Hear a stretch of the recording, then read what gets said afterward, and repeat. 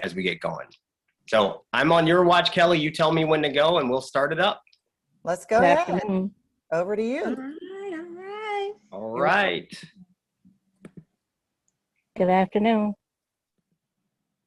Good afternoon. All right. So we've already had some people reply, but our first question is about budgeting. And we like to say that budgeting is telling your money where to go rather than asking where it went. So my very first question is, do you keep a formal budget in your household? So while we're waiting on those results to come in, Jershawn, what are your thoughts? Do you keep a budget? I'm going to be honest, I somewhat keep a budget, but I'm not going to say that I have a formal written budget. And I'm kind of surprised here. I don't know if I'm surprised or not. I thought more people probably do keep a budget, but I've seen that it's about half and half. But Delvin, I want to ask this question right here. Talk to me. Okay, so in this pandemic, during this time, everyone's kind of having some financial difficulties. Not everybody, but when you have people like living paycheck to paycheck, I mean, how is it? What is the benefit really of keeping a budget? Especially when you're kind of struggling. Well, good point, and I'm glad you said that. And by the way, I'm really impressed that we have so many people that actually keep a budget. So that's I know. And to your point, Jershawn, so right now we've been in this global pandemic. So people more than ever are feeling the pain of an economic downturn. Yeah. And so while I am not the financial planner that says that you have to be super strict and have this Excel spreadsheet and know where every dollar is coming in or going out, I do think that in times of economic stress, it's even more important to make sure that you have a formal written budget. Right. And there's a couple of components that you have to think about with respect to that budget. So the first, of course, is what is your actual income? You'd be surprised how many people honestly, truly don't know how much money they bring in on a biweekly basis. So I want you to understand what that income is. And then we have to understand something very important, Jershawn, and it is, what are your fixed expenses? What are those fixed expenses? Those are the things that you have to spend money on every month, no matter what. Like your mortgage, the light bill, Netflix. You know what I'm saying? Because we're in a pandemic, y'all. We got to have Netflix, right? That's true. I'm glad you said that because we do. You got to have it. And so once you understand those things, then you can know what's left over for you to apply to those variable expenses, those things that we want to do to have fun. Right. And so just spend, then you can spend everything that's left over. So a lot of times people think of that budget as a say no plan, right? It's something that's going to make you say no to all the things that you want. I want you to flip that around. It is actually going to empower you to be able to say yes. Okay. Got it? All right. Well, I don't think I'm doing too bad. I do know those fixed expenses that got to go out of there every month. So I do keep that. I am impressed, though. 48% of people actually have a budget. All right, let's go to the next question. So in line with that budget, what typically throws you off your budget or spending plan? Is it Amazon? Is it eating out, children's expenses, or vacation and travel? Jershawn, what throws you off your spending plan? I'm gonna be honest. I'm in that pandemic. I'm on Amazon. I'm trying to leave Amazon alone, but I do have some stock invested in Amazon right now. So you're supporting your own company. I like it. I'm supporting my own company, but I would say right now for me, Amazon. I got 3 nephews. They have me on Amazon. Amazon, yes, and it looks like eating out is leading our poll. And again, just going back to what I said previously, I don't want you to think of this budget as a say no plan. As my good friend Tiffany Aliche, the budgetnista, says, it is your say yes plan. And so as long as you understand what's coming in and what's going out from a fixed expense standpoint, then you'll know how much money you have left over for Amazon and for eating out and for children's expenses and vacation and travel, right? All those things that throw you off your budget. The main thing is communication, because we all have this relationship with money, and we're going to talk about that in a second. And that relationship with money will dictate how we interact with it. All right, really, really good. So it looks like eating out. Eating out. You know, so one thing I will say from an eating out standpoint, one way that you can save money is by taking advantage of fast casual restaurants. So I'm a big proponent of fast casual. That might be like Chipotle or like a Viva Chicken, the types of places where you can actually eat in the restaurant, but you don't have to pay, you know, that 18 to 20% tip to the server. All right, wait, I got to know my audience, 15%. Who am I kidding? No, I'm kidding. All right. Let's move on to the next question. Oh, this is a tough one, y'all.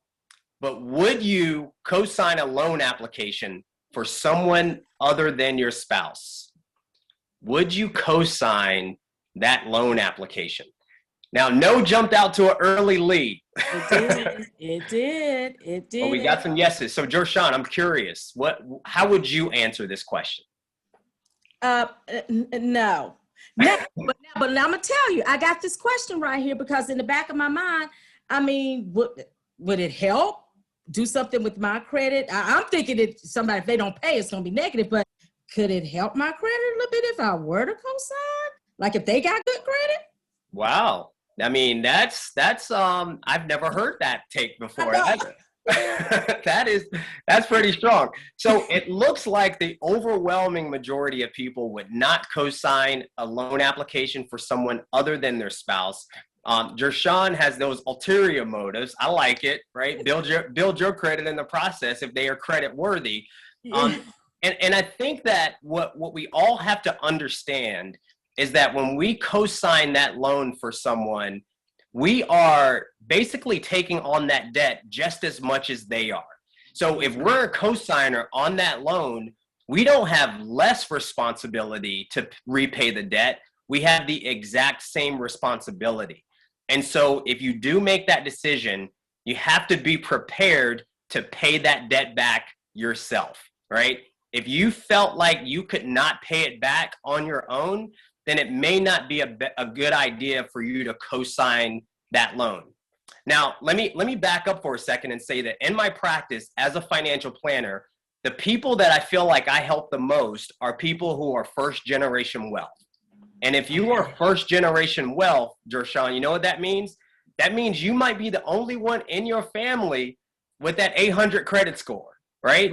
And so whenever people need something, or I got to buy a new car, I need this house, or I got to sign this rental application, people are going to come to you and ask you to co-sign. And so again, my best advice is that if you do take on that loan, if you do co-sign that application, you have to understand that that is your debt as much as it's their debt. Yeah. Any other thoughts there, Jorshan? See, to me, so if you're going to take on that debt, you got to know, like, what's your credit score? How do you pay your bills right now? So, I love that. I love that. Again, another hot take from my new best friend. So before you co-sign that loan, ask them let me see your credit report. And you can see what their credit, and so you treat them like the credit card company. Now, exactly. The reality is, if you were to do that, what you'll typically see is that if they had good credit in the first place, they probably wouldn't need you to co-sign the loan. Exactly. So that might be your first telltale sign. Right. All right, let's go to the next question. So let's say you co-sign that loan and now you got some debt and you got some other debt. Let's say it's credit card. How important is it for you to be debt-free? As you think about your financial goals and the things that you want to be in order to get your financial wellness, how important is it for you to be completely debt-free? I mean, it should extremely. And Delvin, I mean, like for me, it's extremely important to be debt-free. And I think along that generational wealth piece. Yeah. I'm like, okay, let's be debt-free. Let's create generational wealth, but can we do both at the same time? Yeah. And you know what? I'm so glad you mentioned that, Jorshan, because in terms of generational wealth, one of the best ways to create wealth for generations is through real estate or home ownership, right? Mm-hmm. And so when you think about creating wealth through home ownership, there is some good debt and there is bad debt, right? And Yeah, so I just saw that in our chat. Yeah. Yeah, somebody wrote that. So Yeah. your home may be actually good debt. And so I meet people all the time that say, well, I'm trying to pay off this house as quickly as possible. My best advice, if you're trying to get rid of your house, your home, your mortgage, you shouldn't try to eliminate it completely unless you have determined that that is your forever house, right? Gotcha. If you're not going to stay in that house forever, it may not make sense for you to try to pay it off. Okay. Okay. The other thing is that if you currently have debt, right, and for the 56% of our audience that's actively working to get there ASAP, a couple of things that you can do is maybe try to utilize or consolidate your debt, your high interest rate debt, on a low interest rate credit card or personal loan, right? Because the high interest rate debt is the debt that's costing you the most money right now. So mathematically, it makes more sense to eliminate that first. Now, you can consolidate some of that high interest rate debt onto maybe a lower interest rate credit card, which will help you pay it off faster, and or open a personal loan with a bank, which typically is going to have a lower interest rate than your credit card. Another popular strategy right now, a home equity line of credit, could be an opportunity for you to consolidate some of that debt and help you to pay it off quick. But Dershawn, we talked about that relationship with money, and I am a big believer that if we don't solve the behavior that got us into the debt in the first place, then we are likely going to find ourselves back in that same situation. So understand your relationship with money and attack it from that perspective first. Okay. Okay. Someone asked Delvin about paying off rental properties to generate cash flow. Is that, say that's good, or would you say continue to? Paying off the rental properties? Yeah, to generate cash flow. So ideally, you know, if you have a rental property, ideally the tenant, your rent amount is enough to cover the actual mortgage. So again, I would, rather than putting that capital into paying off that rental property, especially if you have a low interest rate, let's call it 3.5%, 4%, that money that you would use to pay off that rental property might be best utilized somewhere else, right? Like your retirement savings or your kids' college funding.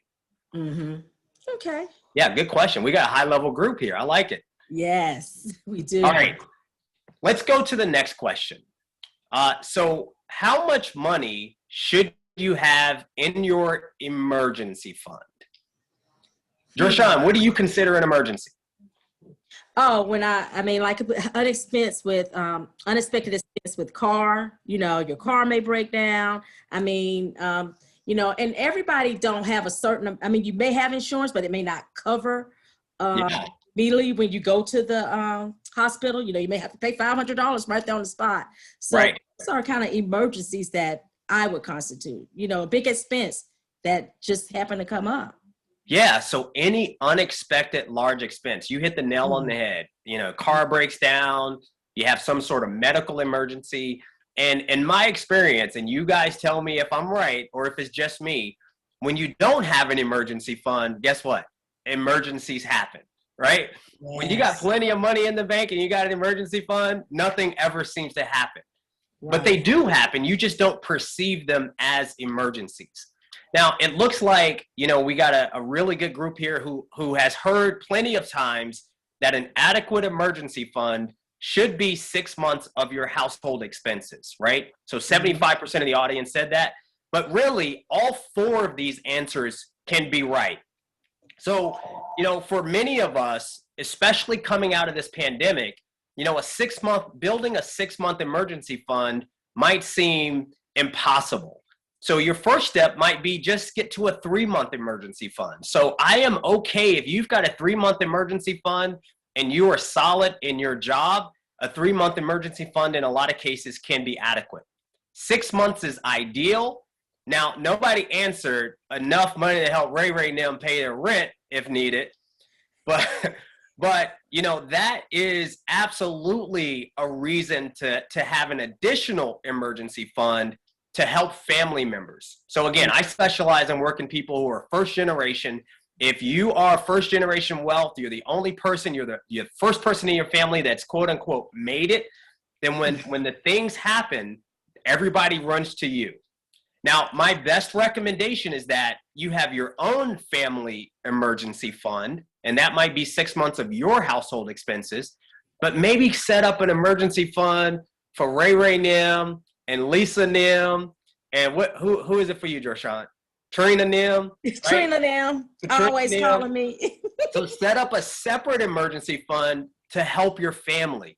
And the reality is, if you have that extra emergency fund and your family members reach out for help, you won't be as taken aback. You won't resent them for asking for help because you have the funds available. It's been earmarked for that. So that will help you to save the relationships. Sorry. So I like this question that I saw. Is there too much money to have in an emergency fund? Like, just say if I got maybe 2 or 3 years saved up, or at least 2 years, should I be taking that other year, investing it somewhere? I mean, or is it? Yeah. I love that question. I don't know who asked it, but I am a big believer in, yes, you can have too much money in your emergency fund. Listen, typically your emergency fund is going to be invested in your bank or a money market account, something that you can easily get your hands on.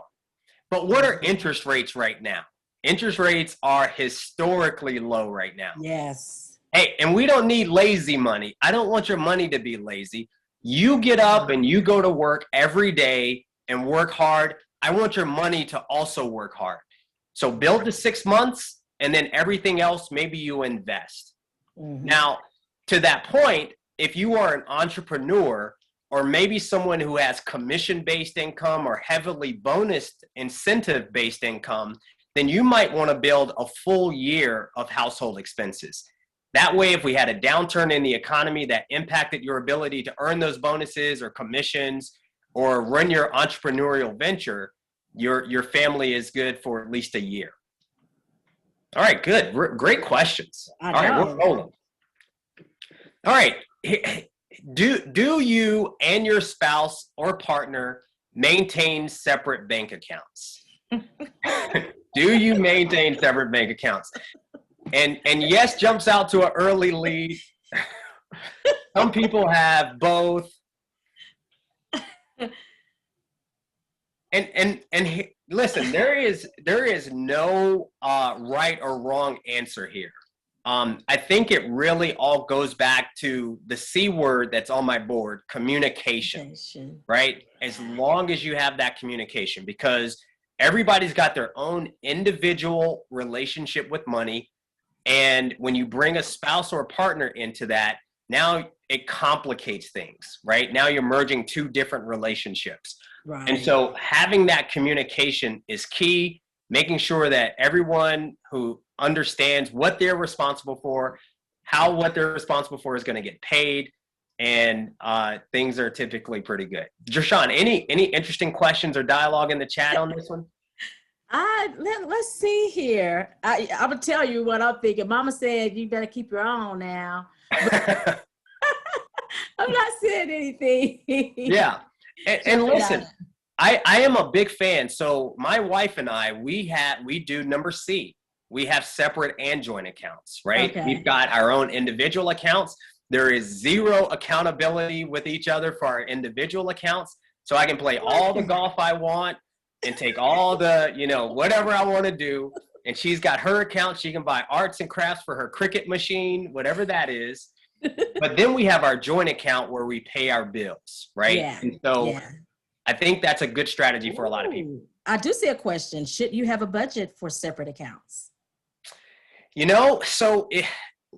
Listen, first off, you should be budgeting those expenses that are coming out of your individual accounts. I mean, out of your joint accounts, right? If that's how you do it. And then for your separate accounts, you most certainly should maybe have a budget there, right? If you have an issue with discretionary spending individually, even though you're giving yourself your own allowance or account, you still want to put some guardrails around that. Oftentimes what I see is that we've got joint bank accounts, but we've got separate credit cards. And that's how one partner or one spouse over the other ends up accumulating credit card debt, and it can cause problems. So good question. All right, let's move on to the next question. Looks like most people have joint accounts. All right, this is a hard one. All right, and I'm curious. I know my liability limits in my auto insurance policy. A, of course. B, no clue. And then C, in my millennial voice, what are those? So what about you, Dershawn? Tell me, talk to me. I know my liability limits, but my question here now, is there something that I should be looking for that I'm not looking for, you know? And yeah, so go ahead. So you hit the nail on the head. I mean, most people, and I am surprised that 81% of our audience today knows their liability limits. This is one that most people don't pay attention to. And the reason most people don't pay attention to it is because the idea and concept of auto insurance has mostly been framed around saving money, right? Paying less. Mm-hmm. And I want you guys to think about your auto insurance as an opportunity to preserve and save your wealth.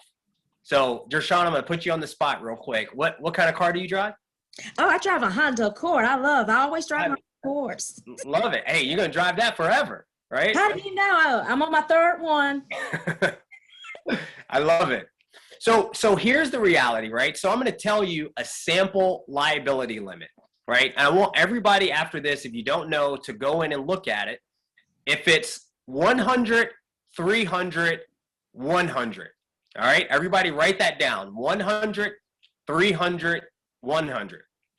Dershawn, what that means is that you have $100,000 of liability protection for every person you hurt in a car accident.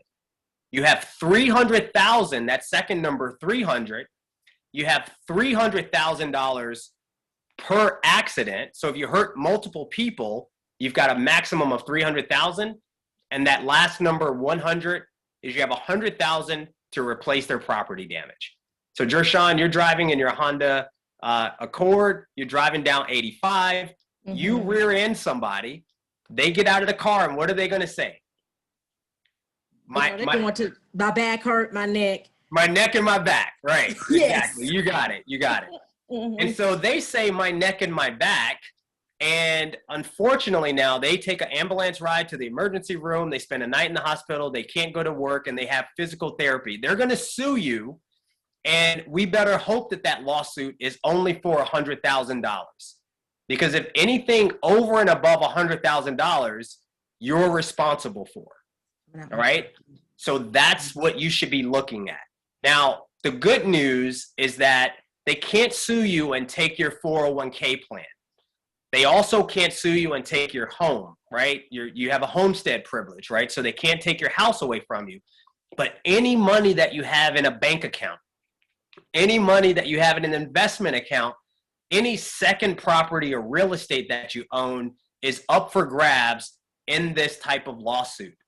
And so, Dershawn, to answer your question, what you should be looking for in that liability limit is to make sure that you have an amount of coverage that corresponds to the amount of net worth that you have to lose in a lawsuit. Okay. All right? Okay. Does that make sense? That makes sense. Do we have any questions? Yeah, I'm saying something. What could you explain to everyone what a PIP is also? What's a PIP and how it's important? Personal injury protection?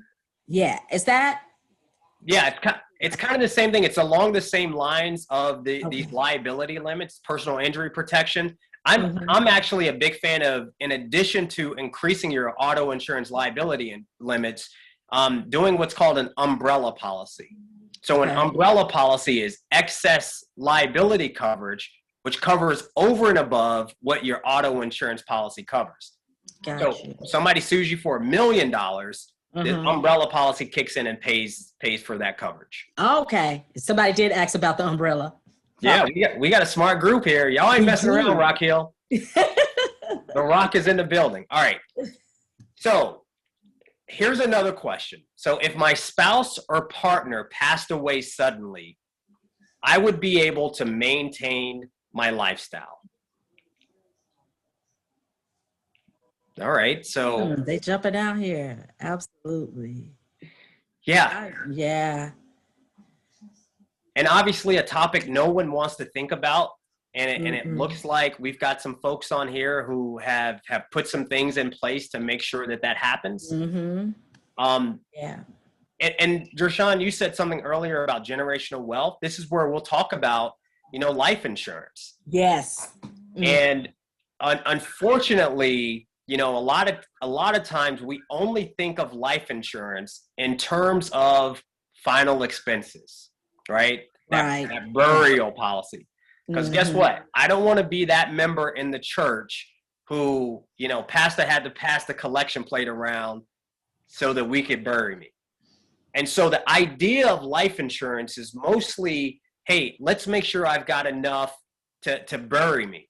And I often tell people, if you only have enough to bury you, then your family is going to be buried financially after you're gone. All right. So let's think about how life insurance can actually replace your lifestyle. So Dershawn, any comments or questions in the chat? Someone was like, sometimes they feel so insurance illiterate, especially about life insurance. They feel, like, oh, I don't know that much.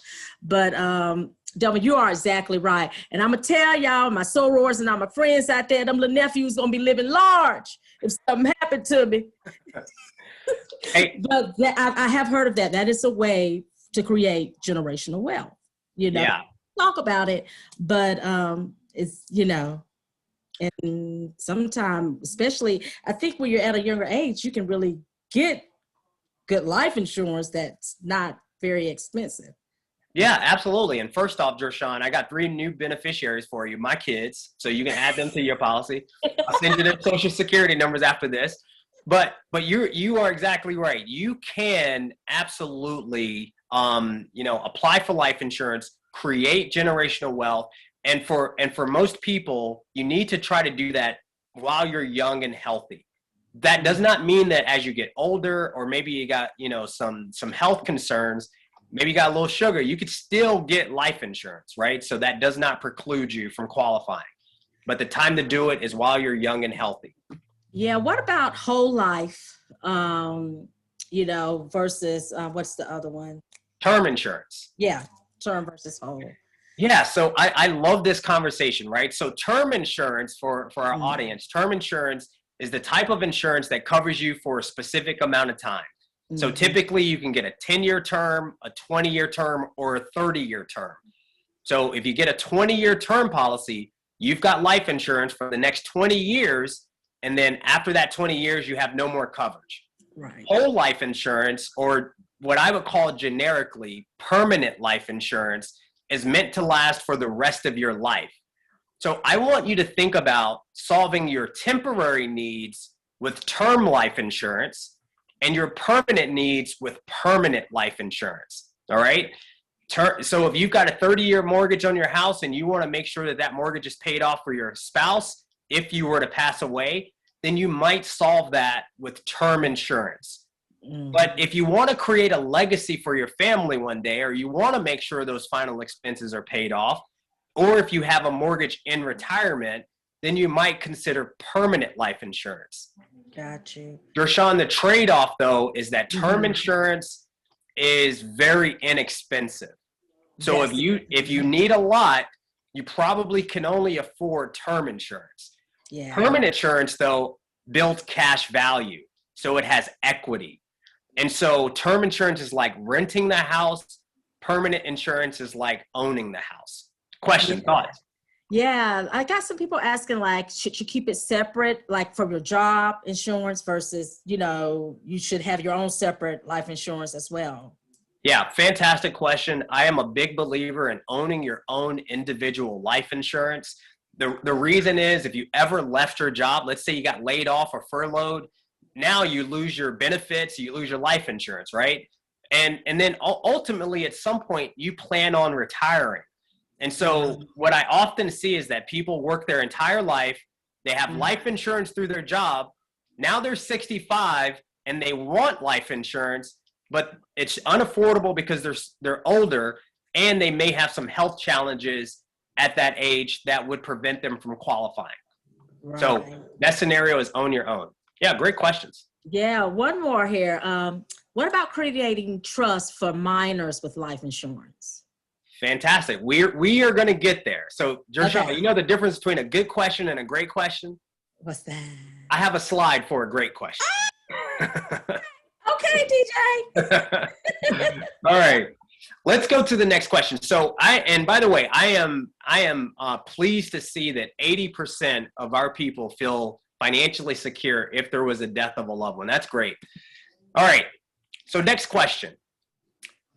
If I need long-term care in the future, my spouse or partner would be willing to be my caretaker. Now, what do we mean by long-term care? So long-term care is that custodial care. It's needing help with the activities of daily living. All right. And unfortunately, Medicare does not pay anything towards long-term care, does not pay anything towards those activities of daily living. So if you needed to go into a nursing home or an assisted living facility or have someone come into your house to take care of you, right? Would you want your spouse or partner to do that?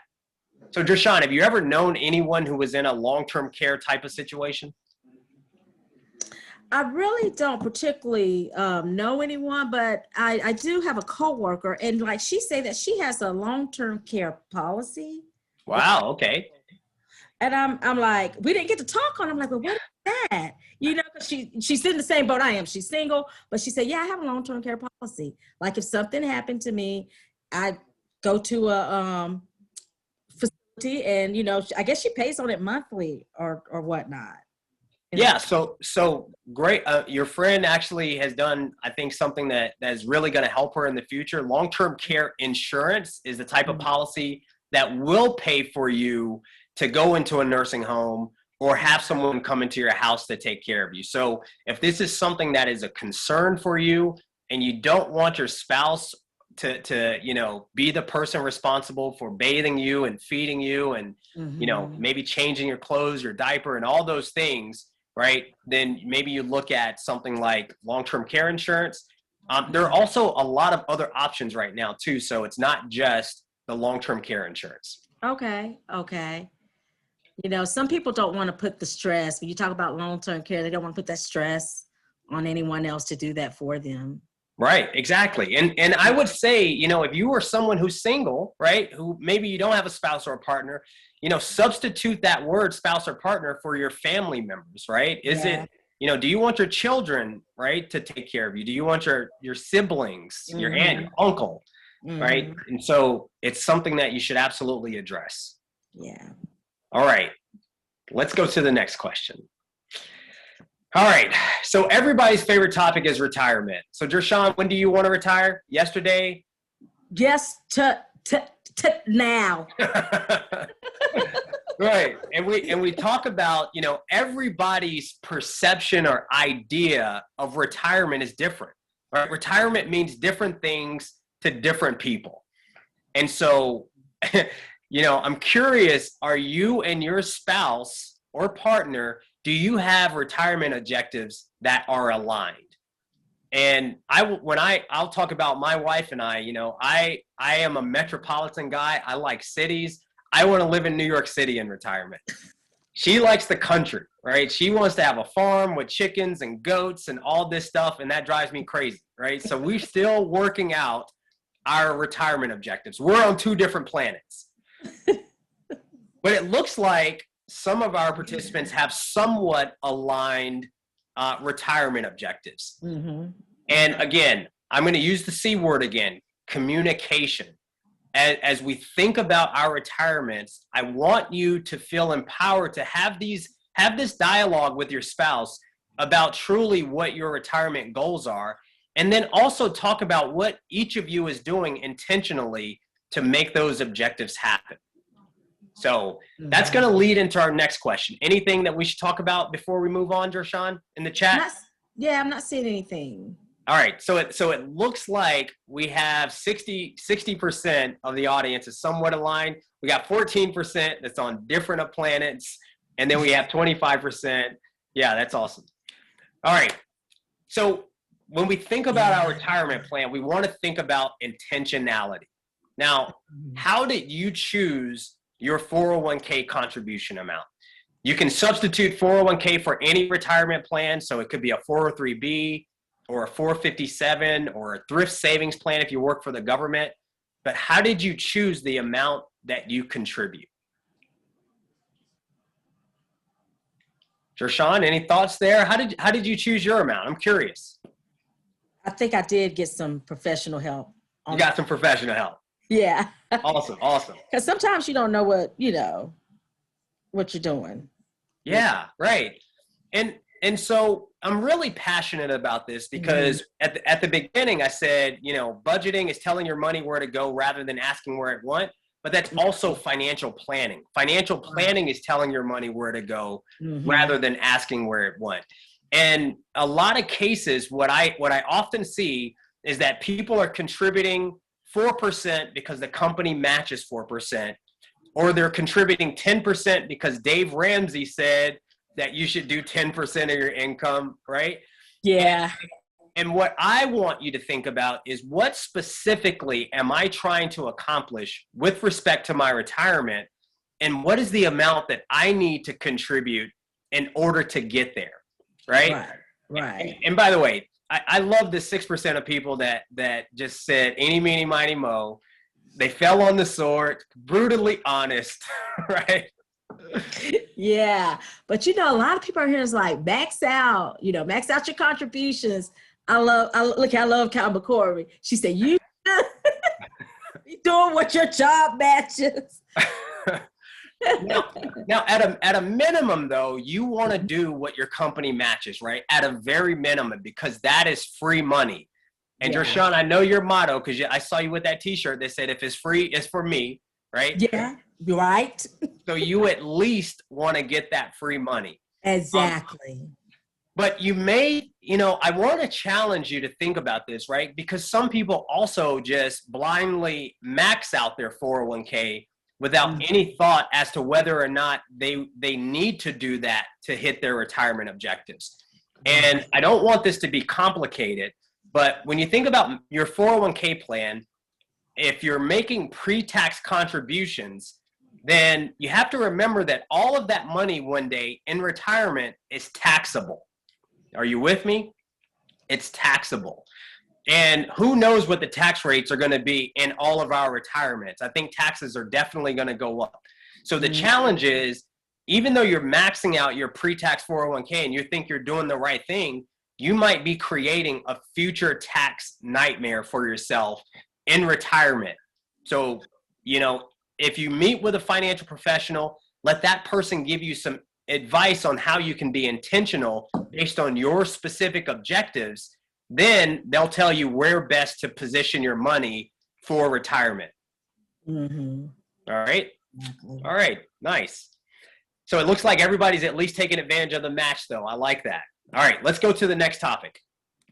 All right. So here's where I want you to think about a hypothetical situation where you are given the choice between taking $200 with no strings attached, or we can flip a coin, and if that coin lands on heads, I give you $1,000. But if it lands on tails, you give me $200. So I'm curious, everybody, what are you going to do in this situation? Jershawn, what are you going to do? I'm going to tell you, back in the day, because I was very conservative, I would take the $200, but I wasn't making a lot of money. So I'm going to take my free money and I'm going to move on. But now, I don't know. I'm kind of with the millennials. I'm going to flip that coin. You're going to flip the coin, right? You try to get some more money. Yes. And there's no right or wrong answer, right? This is a simple illustration to gauge what we call your risk tolerance, right? What is the level of risk that you are willing to take? And I want you to apply this idea to your investments. So a lot of times people always ask, how aggressively should I be invested in my retirement account? Well, the answer, Dershawn, depends on your risk tolerance, but also your time horizon. Because if you've got a long time horizon to retirement, let's say you got 30 years until you retire, well, you can afford to be a little more risk tolerant, right? You can take more risk. If you've got 5 years to retirement, then you probably need to be more conservative. Yeah. Right? So I want to challenge everyone to step outside their comfort zone, maybe take a little more risk, especially if you've identified that you have a long way until retirement, because putting it under the mattress is not necessarily the safest route. All right. So it looks like everybody's taking the dough, though, the free money. All right, let's go to the next question. All right, so for those of you who have children, or Dershawn, you've got nieces and nephews, what level of financial support are you willing to provide for their college education? You going to pay for all of it? Are you trying to pay for half or less, whatever you can afford? Or are you someone who says, you know what, I put myself through college, they can do it too? So Dershawn, you got some college to pay for? Listen, I don't have no kids. I don't know if I'm gonna pay for their college, but I don't want them to have to go through that student loan debt, because that loan debt is no joke. It is crucial. Yeah, student loans. Now, here's what I think is the challenge for a lot of parents right now, right? The conversation around college education and paying for it for our kids. You know, our society kind of makes you feel like a bad person if you don't pay for all of your kids' college, right? If your kids have to take student loans, then you're the most evil person in the world. And so a lot of times we have competing priorities. We have to make sure we have money for today. We have to make sure we have money set aside for our own retirements. And there may not be a whole lot left over for us to save for our kids' college. Yeah. Here's how I want you to think about it, though, parents. Right? When you get on an airplane, right, and the flight attendant's giving you those instructions about putting that airplane oxygen mask on, what do they tell you? Put your mask on first before assisting other people. And if you have to balance planning for your own retirement versus saving money for your kids' college, I want you to put your airplane oxygen mask on first. Because the reality is, Dershawn, we don't want them to take student loans, but that is at least an option for them. Right. If you get to retirement and you don't have enough money, they don't give out student loans for that, right? Exactly. They give out cans of cat food. So we want to make sure that you have adequate funds and you've properly saved up for your retirement first before saving for your kids' college. And again, there are options, but just make sure that you prioritize your own retirement. Any thoughts? Somebody's waiting for Biden to make the executive order. All right, don't hold your breath. But that is a good point. Right now, it looks like student loan, the student loan forbearance is going to be extended probably until September of this year. I would appeal to your senses. Let's not spend that student loan money. Maybe use that as an opportunity to either build that emergency fund that you couldn't save for before, or keep just paying the student loans even though they're not accruing any interest. That way you can pay them off faster. All right. I think we got a couple of more questions and then we're going to get out of here. All right. So estate planning. My spouse and partner and I have developed a formal estate plan. So a formal estate plan. Now, I'm going to say, when I do financial plans, this is the one thing that most people procrastinate on. This is the easiest one for people to kind of put off. But it is also the one that can have the biggest impact on your ability to create and pass generational wealth. So we like to say it takes 5 generations to create wealth. It takes 1 generation to lose it. And that wealth is typically lost through a lack of estate planning. All right. And it looks like we've got a lot of really honest people here. 88% have not created a formal estate plan. Dershawn, does that surprise you? Well, no, it doesn't, but I thought we would have been a little further along because with estate planning. Delvin, I think people really need to understand the importance of estate planning. And I think some people may be intimidated by it. Well, yeah, and I agree with you. People are absolutely intimidated by it because the thought process is that estate planning is for wealthy people. And the reality is, as Biggie said, more money, more problems, right? So the more money you have, the bigger your estate planning problems. But that does not mean that if you have a smaller estate that you don't need to plan for it. And so the first thing I would say is that everybody fundamentally should have a will, right? That is table stakes, because a will is going to give you an opportunity to outline specifically where you want all of your worldly possessions to go. I know we believe that our kids are going to do the right thing and our family members are not going to be fighting over my money and fighting over my estate, right? But how often have we seen a loved one pass away and the family, starts fighting over the money? We all saw Big Mama's house, didn't we? Didn't we see that? Yes. All right. I'm telling you. The other important thing with, the will, if you have children, if you have minor children, is it gives you an opportunity to outline who you want the guardian for your minor children to be. So if nothing else, if you don't feel like you've got a bunch of assets that you need to pass to anyone, that notwithstanding, you absolutely need to make sure that your children will go to whoever you want them to, right? Right. You might not want them to end up with Ray Ray Nim, but the courts might say that they go to Ray Ray Nim. Exactly. I got some questions here, talking about what age should you get a will? And then people want to know about what is probate? Yeah, so good question. So I would say, if you are 18 and older, you probably should have a will because it's at that point that you are accumulating assets. You probably got a car. You want to make sure that those things go to whoever you want. Now, a will still goes through a process called probate. Probate is a Latin word that means to prove. So probate goes to a probate court where they have to prove that this is your last will and testament. All right.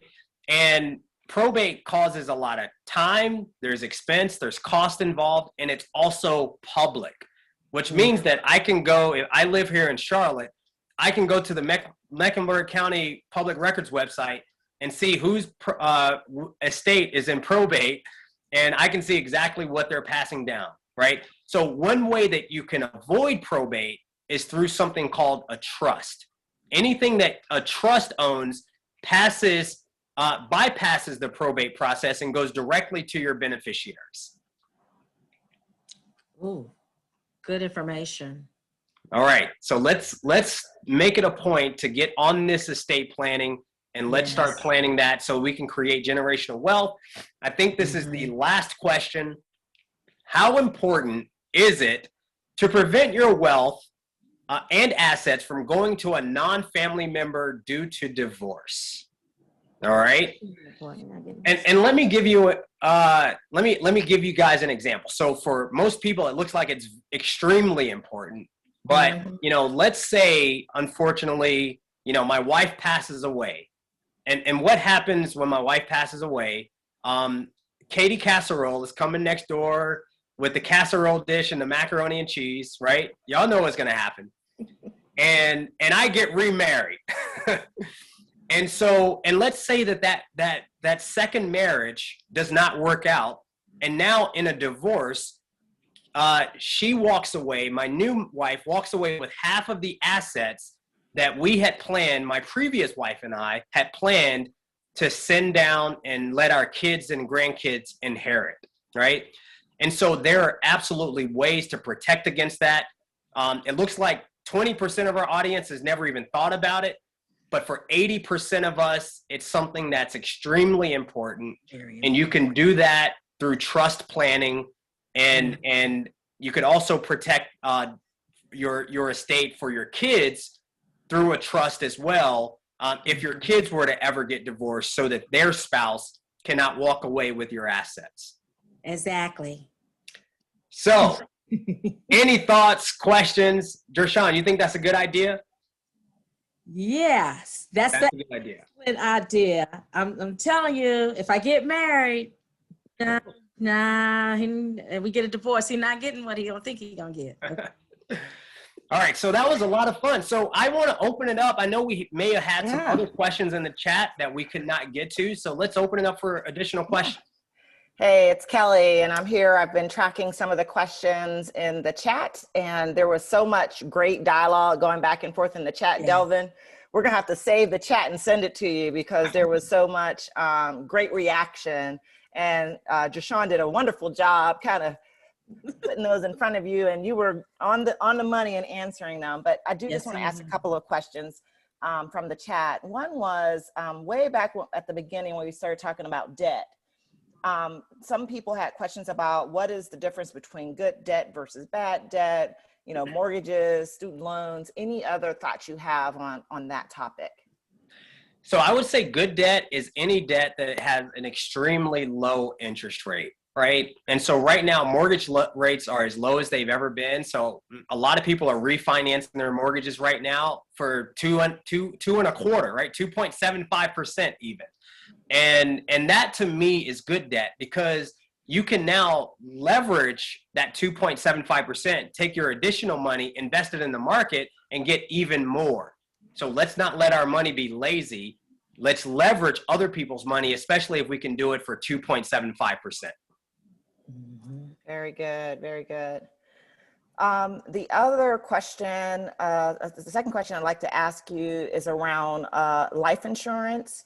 There are a couple, and insurance in general. There's a question around what's the best insurance for an older adult to purchase? Yes. And then secondly, what's the best age to get long-term insurance? Yeah, so for an older person, it's still going to depend on what your objective is, right? So even if you're older, if your objective is to make sure that a mortgage is paid off for your spouse in the short term, then you could still look at a term insurance policy. It's still going to be affordable for you. Typically, though, as we get older, we think about some of those lifelong needs, like those permanent needs, like paying for your final expenses or leaving a legacy. And so those are the things that you probably want to consider for whole life insurance or permanent life insurance. Long-term care, you know, I think whenever it is a priority for you, then I think that is the age at which you should buy it. For most people, though, it starts to become an issue around 45 to 50. They truly start thinking about what happens if I need care. Thank you. Last question, and then we will get to our the end of our program where we give away our gift cards sponsored by Delvin Joyce. The question is, there were some questions around the 401ks that weren't answered, and there was some questions around what's the difference between a Roth 401k versus a regular 401k, and should you consolidate 401ks versus cashing them out? Yeah, so I'm really passionate about this. I probably can't give the answer that I want to give in the last minute that I have, but a pre-tax 401k gives you a tax break right now. It reduces your taxable income now. In exchange for that, though, you have to pay taxes on the entire amount in retirement. A Roth 401k, you contribute after-tax money. So you don't get any sort of tax break right now for making a contribution to the Roth, but in retirement, it's all tax-free. Mm-hmm. And I personally believe that we're going to be in a higher tax environment in all of our retirements, right? And so for some of us, it might make sense to pay our taxes now and in exchange for tax-free income in retirement.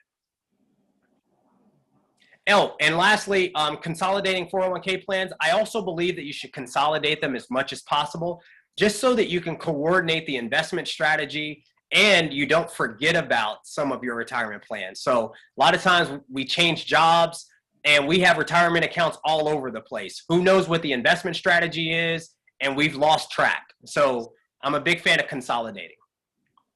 Thank you so much. Thank you. And thank you, Jashawn Marshall, for your wonderful energy and great questions. And this was so much fun. And yes, we're just so appreciative of both of you being here today. We're going to wrap up. We'll be here just a few more minutes. I am going to go ahead and share Mr. Joyce's contact information. As we mentioned at the beginning, he is a financial planner. He owns the Prosperity Wealth Group. He's part of Prudential in Charlotte, and he is fantastic. I'm happy to share that he is my financial advisor, my husband's financial advisor, and has helped us immensely. So I strongly endorse him and reach out to him. He's a straight shooter and won't give you any BS and will let you know when you're not doing what you're supposed to do. So please. By the way, Kelly, check your email. Check your email. No, okay.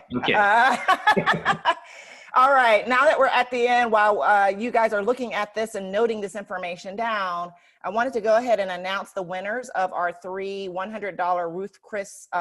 Before I do that, in the chat, you will see a link to a short survey. It'll take you 2 minutes and 13 seconds to complete. It is a survey about this program and to allow us to understand what we can do better in the future.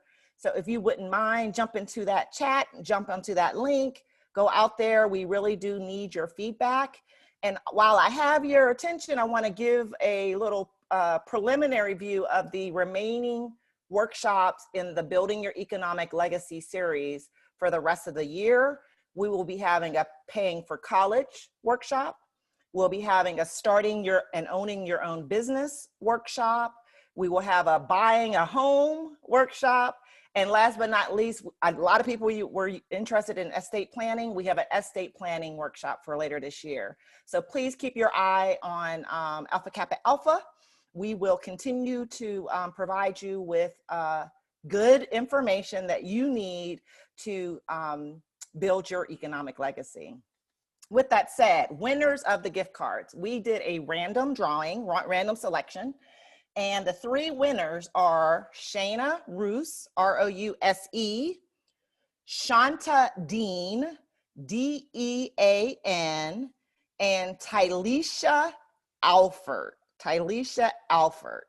So I am going to go ahead and put in the chat, if I can figure out how to get there, my, actually, Asha, would you go ahead and put my email address in the chat? Shana Roose, Shanta Dean, Tylisha Alford, please email me your first and last name, because I don't know if you're on somebody else's phone, and your email address. So in the chat, my daughter's going to put my contact information. You all are winners of the 3 $100 gift cards to Ruth Chris. Thanks again to Delvin and Prosperity Wealth Group for being sponsors of those for this wonderful occasion. Make sure you send me your information so I can get you your gift cards in time for Valentine's Day. That way you can go out with your honeydew or take yourself out, treat yourself. So thank you again so much. And with that, I'm going to call this concluded. Delvin, any last words before we leave? No, the only last thing I would say is this is amazing. And I love that we are, as a people, getting together to have these conversations. So great job, Rock Hill AKAs. You guys keep it up. And I appreciate you guys allowing me to be a part of it. Thank you. We really appreciate it. Thank you. Have a wonderful rest of your Saturday. All right. Did you drop my stuff in the chat? Good job, Kelly.